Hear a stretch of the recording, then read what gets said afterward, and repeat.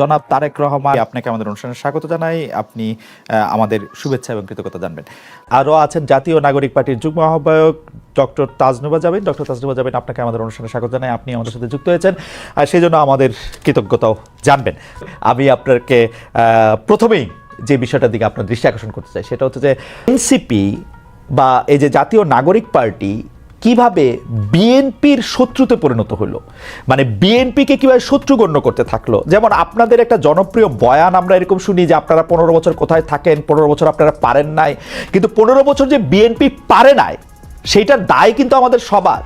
যেমন এই বৈষম্য বিরোধী ছাত্র আন্দোলন যখন জীবনের ঝুঁকি নিয়ে রাস্তায় এসে দাঁড়ালো, তারা যখন মরতে শুরু করেছিল, আপনিও প্ল্যাকার্ড নিয়ে রাস্তায় দাঁড়িয়েছেন, আপনি একজন পেশাজীবী।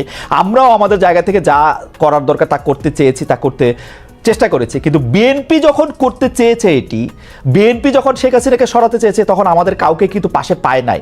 এই 15 বছর ধরে সংগ্রামরত, তারপর হচ্ছে বিভিন্নভাবে মজলুম দলটা কিভাবে এনসিপির সবচেয়ে বড় প্রতিপক্ষতে পরিণত হলো।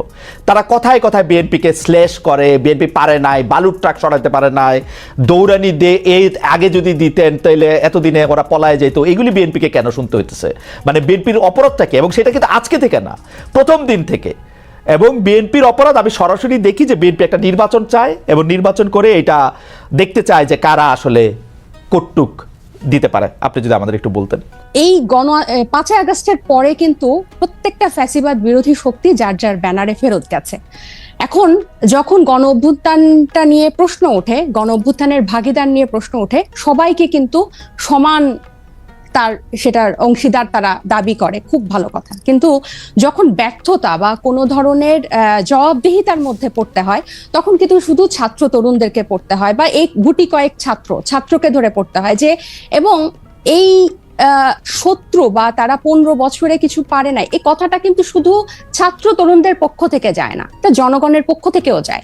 আপনি যদি আপনাদের এই অনুষ্ঠানগুলোর নিচে কমেন্ট গুলা দেখেন, কখনো যদি চোখে পড়ে, এখানে কিন্তু যাদের প্রকৃত অর্থে যাদের অ্যাকাউন্ট আছে, এরকম অনেক মানুষ কিন্তু খুব সুন্দর সুন্দর কথা লেখে এবং কাউকে অ্যাটাক করে না, খুব গঠনমূলক ভাবেই কিন্তু লেখে। এটা থেকে কিন্তু আপনারা নিজেরাও বুঝতে পারবেন এবং আশেপাশের মানুষ থেকেও বুঝতে পারবেন যে গত 15 বছরে একটা যোগ্য বিরোধী দল হওয়ার ব্যর্থতা কিন্তু এদেশকে ভুগিয়েছে। একটা সফল বিরোধী দল হওয়ার ব্যর্থতা কিন্তু এদেশকে ভুগিয়েছে। এটা শুধু ছাত্র জনতা হিসেবে আমরা যে বলি যে, বা এনসিপি এই নতুন করে যে এটা বলে, ব্যাপারটা তা না। আরেকটা বিষয় হচ্ছে, এই শত্রু বা এই মুখোমুখি দাঁড় করানোর ব্যাপারটা কিন্তু এক দিক থেকে না।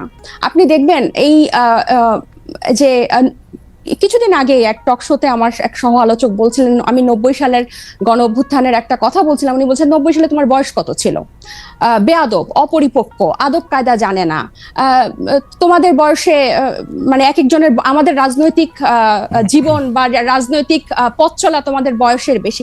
এই যে খাটো করে দেখা, এই যে হেয় করে দেখা, তো এটার প্রতিক্রিয়াতেও কিন্তু কিছু কথা চলে আসে। না ডক্টর জাবিন আসেন, আমরা একটু আমার ব্যর্থতা, আমি আপনার প্রশ্নটা আসলে বুঝাতে পারছি কিনা আমি জানি না। আমার কাছে যেটা মনে হয়েছে যে বিএনপি গত 13 বছর ধরে, স্পেসিফিকলি বললে যে 2012 সালের পর থেকেই বিএনপি এই একটা সরকারের কাছে একটা দাবি জানায় আসতেছে, দরকার হলে সরকারকে বলতেছে ক্ষমতা চাইতে একটা সুষ্ঠু নির্বাচনের কথা বলতে। এবং এইটার মধ্যে কিন্তু বিএনপি কোনোদিন কোনো আড়াল নিতে পারে নাই। বিএনপি কিন্তু কোনো ছাত্রলীগের মধ্যে গিয়ে বলতে পারে না যে বঙ্গবন্ধু মহান নেতা, আমরা সবাই বঙ্গবন্ধুকে ভালোবাসি, এই কথা বলে কিন্তু বিএনপি রাজনীতি করতে পারে নাই। বিএনপিকে রাজনীতিটা করতে হয়েছে বিএনপির কথা বলেই, শেখ হাসিনার এগেনস্টে কথা বলেই বিএনপি রাজনীতি করতে হয়েছে। তার জন্য মামলা, মোকদ্দমা, জেল, জুলুম যত কিছু করছে, চা খাচ্ছে। বৈষম্য বিরোধী ছাত্র আন্দোলনের নেতারা কিন্তু শেখ হাসিনার বিরুদ্ধে ফেসিবাদী আন্দোলনে গেছে হচ্ছে অনেক পরে, অনেক জায়গার পরে। সেই সময় তাদেরকে আমরা মুক্তিযুদ্ধের স্লোগান দিতে দেখছি, তাদেরকে আমরা বঙ্গবন্ধুর ভাষণ দিতে দেখছি, এবং আমরা দেখছি যে তারা নানাভাবে নানা ধরনের আড়াল নিচ্ছেন। বিএনপি কিন্তু এই সুযোগটা পায় না। আমার প্রশ্নটা হচ্ছে, যেই বিএনপি এত ত্যাগ করলো, এবং তারা কিন্তু সরকারে গিয়া 3 জন মন্ত্রী হয় নাই, 3 জন মন্ত্রী এই বৈষম্য বিরোধী ছাত্ররাই হয়েছে। তারা কিন্তু কোনো কিছু দখল করে না, তাদের একটাই চাওয়া ছিল ইলেকশনে যাওয়া। এবং ইলেকশন যাওয়ার পর থেকে বিএনপিকে কি শুনতে হয়েছে আপনাদের কাছ থেকে আপনি দেখেন। আমি ছোট করে একটু বলি, আমার মাফ করবেন, আপনাদের কাছে শুনতে হয়েছে বিএনপি নাকি আওয়ামী লীগকে পুনর্বাসন করতেছে। বিএনপি নাকি আওয়ামী লীগকে নিয়ে আসতেছে। আওয়ামী লীগ দিয়া বিএনপির নেতারা যেভাবে ক্ষতিগ্রস্ত হয়েছে তার 100 ভাগের 1 ভাগ বাংলাদেশে কেউ হয় নাই। এরপরও বিএনপি কেমনে শত্রু হইল এনসিপির, এইটার কারণটা কি? মানে বিএনপিকে ক্ষমতা থেকে ঠেকানোটা কেন এত জরুরি হয়ে পড়লো? এখানে এটা শত্রুতার প্রশ্ন না খালেদ ভাই। এই যে কেন শুধু সুষ্ঠু নির্বাচনই চেয়েছিল, নির্বাচন কেন্দ্রিক রাজনীতি তারা করেছে। এই যে হাসিনা কিভাবে এই 3টা অবৈধ নির্বাচন করে ফ্যাসিস্টের সাম্রাজ্য টিকে রেখেছিল, তাদের রাজনীতিটাই ছিল নির্বাচন কেন্দ্রিক। কারণ নির্বাচন হলেই শুধু গণতন্ত্র হবে, গণতন্ত্র ফিরে আসবে, এটা তাদের একটা রাজনৈতিক একটা চালের, এটা বা তাদের কি বলবো আমি, পরিকল্পনার ভুল বলবো, যে তারা সবসময়, আপনিই বলছেন যে তারা সবসময় সুষ্ঠু নির্বাচনই চেয়েছে। কেন তারা হাসিনার এই যে তার যে সাম্রাজ্য, 3টা বিভাগ, এই যে সবকিছু তার একক কর্তৃত্বে, একক হাতে, প্রত্যেকটা রাষ্ট্রীয় প্রতিষ্ঠানের একটা ইট পাতা যে হাসিনার কথা ছাড়া বা স্বৈরশাসকের কথা ছাড়া চলতো না, বা মানুষকে সম্পৃক্ত করার যে রাজনীতি, এটা তো বিএনপি করতে ব্যর্থ হয়েছে। এবং জনগণের কথা না বলে, জনগণ এই যে এখনো তারা যে 31 দফা বলে বলে যেসব গণভোট অসম্ভব বলছে, যেসবে আমরা জনগণকে সম্পৃক্ত করতে চাচ্ছি, বিএনপি আবার সেসব জায়গায় জনগণকে দূরে ঠেলে দিয়ে আবার নির্বাচনের কথা বলছে। এখানে কিন্তু আপনি দেখেন তারা কিন্তু আবার জনগণকে নিজেদের থেকে দূরে সরাচ্ছে। জনগণ কিন্তু তাদেরকে চাচ্ছে, এবং তারা একটা প্রতিষ্ঠিত রাজনৈতিক দল, তারা নির্যাতিত রাজনৈতিক দল। আপনি নিজেই বলছেন যে তারা সব সময় সুষ্ঠু নির্বাচন চেয়েছে। একটা দেশের গণতন্ত্র কি শুধু সুষ্ঠু নির্বাচনের, একমাত্র শুধু সুষ্ঠু নির্বাচনের মধ্যে এই নির্বাচন ব্যবস্থাটা কিরকম, এই নির্বাচনটা দাঁড়িয়ে আছে কিসের উপর? এই যে এই নির্বাচন কমিশনার গুলা, বিচারক এবং প্রত্যেকটা রাষ্ট্রীয় প্রতিষ্ঠান, তাদের মন্ত্রিসভাগুলা কিসের উপর দাঁড়িয়েছে? আইন শৃঙ্খলা বাহিনী, পুলিশ, র্যাব, প্রত্যেকটা গোয়েন্দা বাহিনী কিসের উপর দাঁড়িয়ে আছে? এগুলোর সংস্কারের কথা, এগুলোর বিরুদ্ধে কথা, প্রত্যেকটা সবসময় তাদের একটা উপর দিয়ে কথা, যে চেষ্টা করা হবে, পরিবর্তন করা হবে, কিন্তু স্পেসিফিক্যালি উপায়টা কি, পথটা কি, তারা জনগণের কাছে সেটা পরিষ্কার করে না। যেটা ছাত্র জনতা বা এখন পরবর্তীতে হয়েছে, হয় আন্দোলনটা কোটা বিরোধী আন্দোলন দিয়ে শুরু হয়েছিল, এবং সব সময় কিন্তু এটা একটু বাংলাদেশের ইতিহাসে প্রথম না, একটা দিয়েই শুরু হয়েছিল। কিন্তু এই পুঞ্জীভূত যে স্বৈরশাসকের 15 বছরের যে পুঞ্জীভূত ক্ষোভ, সেটা কিন্তু প্রকাশিত হয়েছে একটা সিস্টেম, একটা ধাপ পেরিয়েই কিন্তু সেদিকে গিয়েছে। এবং আমি একটু বলি, এবং বিএনপিকে যে এই শত্রু মনে করা না, আমরা কিন্তু চাচ্ছি বিএনপিকে জাতীয় ঐক্যমত্য নিয়ে আমরা একসাথে সবাই মিলে আমরা ঐক্যমতে পৌঁছাই সংস্কারের বিষয়ে, যে মৌলিক কিছু সংস্কার হোক, তারপর নির্বাচন যে 2টা টাইম লাইনে আছে তার মধ্যেই হবে, এবং প্রত্যেকটা দল, নিবন্ধিত দল সেখানে অংশগ্রহণ করবে। এবং বিএনপির কেন্দ্রীয় নেতৃত্বের নিয়ন্ত্রণ স্থানীয় পর্যায়ে নেই। আমরা প্রশ্নটি এমনভাবে করতে চাই যে একই বিষয় কি এনসিপির জন্য সত্য না? এনসিপির কি সব জায়গায় নিয়ন্ত্রণ আছে? জামিন, আপনি শুনছেন কিনা আমি জানি না, মনিয়াপা শুনছেন কিনা আমি জানি না, আমি তো শুনছি এনসিপির পরিচয় দিয়ে স্থানীয় পর্যায়ে বহু লোক বহুভাবে চাঁদাবাজি করছে, বহু লোক বহুভাবে এনসিপির পরিচয় দিয়ে, সমন্বয়ক পরিচয় দিয়ে, আহ্বায়ক পরিচয় দিয়ে বহু লোক বহুভাবে চাঁদাবাজি করছে। এইটা আপনি এটাকে কিভাবে দেখেন? আর বিএনপির মানে বিএনপির কি প্রবলেম, সেটা নিয়ে এনসিপির বিবৃতি দেওয়ার কারণ কি? মানে এইটা আপনি কি আসলে কিভাবে দেখেন? আসলে বিএনপির কারো দ্বারা যদি কেউ আক্রান্ত হয়, সে আইনের ব্যবস্থা নিতে পারে। আপনারা একটি রাজনৈতিক দল হয়ে আরেকটি রাজনৈতিক দলের কোথায় নিয়ন্ত্রণ আছে, কোথায় নিয়ন্ত্রণ নাই, সেটি বলার কারণ কি আসলে? কিছুদিন আগে প্রথম আলোর একটা জরিপ আমি একটু দৃষ্টি আকর্ষণ করতে চাই, যেখানে 7ই আগস্ট 2024 থেকে 31শে মার্চ 2025 পর্যন্ত একটা রিপোর্ট প্রকাশিত হয়েছিল বিএনপি এবং তার সহযোগী অঙ্গ সংগঠনের অপরাধের একটা তালিকা, যেখানে আর্থিক এবং মৌখিক সহিংসতা মানে হুমকি, চাঁদাবাজি, এটা ছিল 372টা, এবং শারীরিক সহিংসতার রেকর্ড ছিল, মানে মারামারি, সংঘর্ষ, সেটা ছিল 488টা, এবং মৃত্যু 70টা। এবং এছাড়াও আপনারা জানেন যে হাতিয়ায় আমাদের হান্নান মাসুদের উপর সংঘর্ষ হয়েছে, হামলা হয়েছে। এবং প্রত্যেকটা জায়গায় আপনি যে বললেন এনসিপির অসংখ্য প্রতিনিধি করছে, আমাদের কিন্তু এনসিপির একটা আহ্বায়ক কমিটি ছাড়া আর কোনো জায়গায়, আমাদের নাগরিক কমিটির বিভিন্ন কমিটি ছিল, কিন্তু এনসিপির কোনো জায়গায় এখনো কোনো প্রতিনিধি দেওয়া হয় নাই বা কমিটি দেওয়া হয় নাই। তো যারা অপরাধ করছেন বা যারা এই নাম ভাঙিয়ে, সমন্বয়ক নাম ভাঙিয়ে বা এখানকার আহ্বায়ক নাম ভাঙিয়ে যারা চাঁদাবাজি করছেন, তাদের কিন্তু গ্রেফতারও হচ্ছেন এবং তাদেরকে কিন্তু আইনের আওতায় আনা হচ্ছে।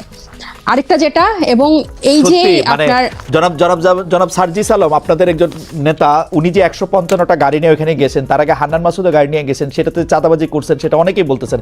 আপনারা কি এটা তদন্ত করছেন? আপনারা তো এটা বিবৃতি পর্যন্ত দেন নাই। আমরা একটা চিঠি দেখছি ফেসবুকে, আপনাদেরই আরেকজন তাকে একটা প্রশ্ন করেছেন, মনে হচ্ছে যে এটা ছেলে খেলা। একটা লোক 155টা গাড়ি নিয়ে শোডাউন করতেছে, পরে আবার ব্যাখ্যা দিচ্ছে যে এটা তার দাদার টাকা, বাবার টাকা। আপনারা এটা কিছু বলতেছেন না, কোনো রকম তদন্ত করতেছেন না। আপনারা বলতেছেন যে আমরা খালেদ ভাই গত এই ঈদের আগে এই সার্জিসের ব্যাপারটা নিয়ে মনে হয় আমরা যে কয়টা গণমাধ্যমের সাথে কথা বলেছি, টকশোতে গিয়েছি, প্রতিনিয়ত এটা নিয়ে কথা বলেছি, এবং এটার প্রশ্ন জবাবদিহি আনুষ্ঠানিক বিবৃতি দিয়েছেন, এনসিপি আনুষ্ঠানিক বিবৃতি দিয়েছে। আমাকে শেষ করতে দেন, আমাকে একটু শেষ করতে দেন। জি, আপনি শেষ করেন।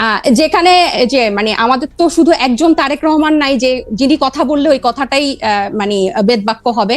আমরা সবাই কিন্তু এখানে যেহেতু এটা একটা কালেকটিভ নেতৃত্বের একটা দল, এবং সবাই আমরা বিভিন্ন জায়গায় কথা বলছি, গণমাধ্যমের সাথে কথা বলছি।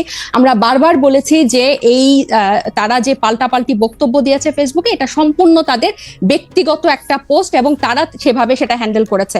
আমি আরো বলি যে আপনি আমাকে যে কথাটা শেষ করতে দিলেন না, তো এই যে বিভিন্ন জায়গায় যে তাদের এই সহিংসতা এবং তাদের যে স্থানীয় পর্যায়ে নিয়ন্ত্রণ নাই, এটা স্বয়ং তাদের দলের যে তারেক রহমান সাহেব, উনি নিজেও কিছুদিন আগে, এই 2-1 দিন আগে, ঈদের আগে একটা বক্তব্যে বলেছেন যে যারা এরকম করছেন তাদেরকে উনি ডিজোন করেন বা টানতে পারেন না। সো এটা প্রমাণিত যে তাদের স্থানীয় পর্যায়ে তাদের ইয়াটা নাই, কন্ট্রোলটা নাই, এবং নিজে উনি এই কথা স্বীকার করেছেন। আর আমাদের দলের সাথে যে আপনারা বিএনপির তুলনা করছেন, এটা এই কারণে আমি বলবো যে আমরা এখনো সাংগঠনিকভাবে ওভাবে বিস্তার লাভ করি নাই। নতুন একটা রাজনৈতিক দলে অনেকেই কিন্তু শেল্টার নিতে চাইবে বা নাম ভাঙিয়ে এটা করতে চাইবে, কারণ এই যে এইগুলো কিন্তু এই 1 মাস আগে আমরা এসে নতুন করে তৈরি করি নাই, বরং এই পুরনো রাজনৈতিক অপসংস্কৃতির মধ্যে আমরা এসেই জন্ম নিয়েছি।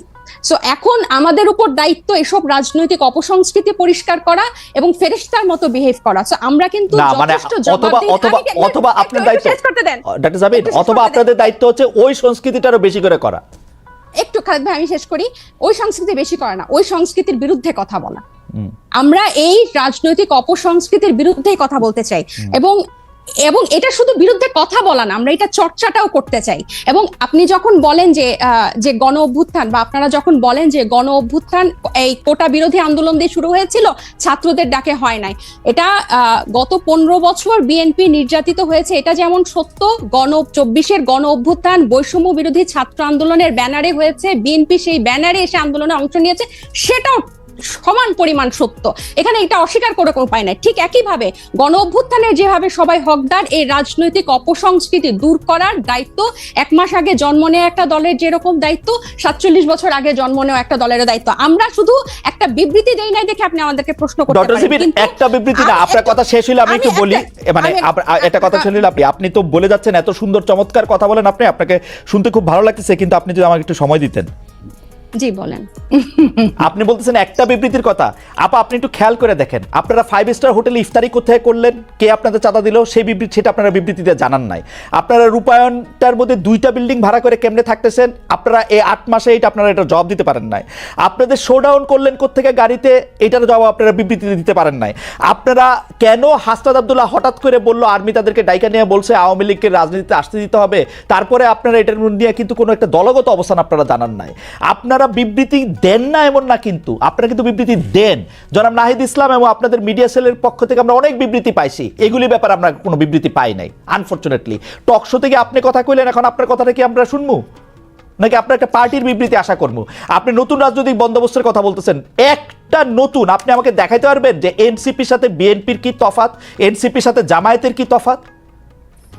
কোন জায়গা দিয়ে আপনারা একটা তফাৎ করতেছেন আরেকটা জায়গা দিয়ে? একটা নতুন বন্দোবস্ত আনছেন, একটা উদাহরণ দেখান একটা নতুন বন্দোবস্তের। আচ্ছা খালেদ ভাই, বিবৃতি দিয়েই যদি এসব অপসংস্কৃতি বা এসব ব্যাপার থেকে মুক্ত হওয়া যেত, তাহলে বোধহয় বিবৃতি দেওয়া হতো। আমরা কোন কোন বিষয়ে বিবৃতি দিয়েছি আপনি নিশ্চয়ই সেটা যেহেতু খেয়াল করেছেন, আপনি খেয়াল করে থাকবেন। এইসব ব্যাপারগুলা বিবৃতি দিয়ে দায়সারা ভাবে ফেরানো যাবে না, এগুলোকে জনগণের কাছে পরিষ্কার করতে হবে। এবং অর্থনৈতিক স্বচ্ছতা আমাদের রাজনৈতিক দল জন্ম নেওয়ার আগে থেকে আমাদের অন্যতম প্রায়োরিটি। শুধু বাংলাদেশে কোন রাজনৈতিক দলের এই গত 53 বছরের রাজনৈতিক সংস্কৃতিতে অর্থনৈতিক স্বচ্ছতা কখনো কোনো রাজনৈতিক দল দেখায় না। এবং আমরা জন্ম নেওয়ার আগে থেকেই এই আলোচনা, আপনি যে 8 মাস বললেন, জন্ম নিয়েছে 1 মাস আগে, এর আগে থেকে আমরা যখন এই প্রক্রিয়ার মধ্যে ছিলাম, এটা ছিল আমাদের অন্যতম প্রায়োরিটি। আপনার একটা জিনিস, একজন ব্যক্তি একটা রাজনৈতিক দলের একজন দুজন কিছু করবে, সেটাকে ডিফেন্ড করে একটা বিবৃতি দিয়ে কিন্তু ব্যাপারটা থেকে দায়সারা হওয়া যাবে না। বরং আমাদের হোমওয়ার্কটা হচ্ছে, আমাদের কর্মযজ্ঞটা হচ্ছে এই জিনিসটা কিভাবে স্বচ্ছভাবে মানুষের কাছে পরিষ্কার করা যায়, যাতে এটাই হচ্ছে আমাদের বিএনপি এবং জামাতের থেকে আমাদের পার্থক্য। বিএনপি এবং এই যেসব রাজনৈতিক দল স্টাবলিশ ছিল, তারা কি শোডাউনের রাজনীতি করে নাই? তারা কি পেশি শক্তি দেখায় নাই? তারা কি আর্থিক প্রভাব প্রতিপত্তি দেখায় নাই বিভিন্ন জেলায়? এটা তো আপনি অনেক অভিজ্ঞ, আপনি অনেক বছরের আপনার অভিজ্ঞতার। আমি বলি, আমাকে শেষ করতে দেন যে এখন এটা থেকে আমরা ডিফারেন্ট কিভাবে হব, যে এগুলোকে আমাদেরকে চেক করতে হবে। বিবৃতি দিয়ে কিন্তু এখান থেকে দায়সারা ভাবে আমরা মুক্তি পেতে পারবো না। এগুলোকে আমাদের অ্যাড্রেস করতে হবে, এগুলোকে ফ্লেক্সিবল করতে হবে, কিভাবে জনগণের কাছে পৌঁছানো যায়। এবং এই ইফতারের কথা এবং রূপায়ণ টাওয়ারের অর্থের কথা আমরা বারবার বলেছি, সেটা টকশো অন্যতম মাধ্যম বাংলাদেশের। না, আপনারা এটা পরিষ্কার বিবৃতি দিতে কি অসুবিধা? বিবৃতি দিতে কি অসুবিধা আপনাদের? বিবৃতি দিতে কি অসুবিধা?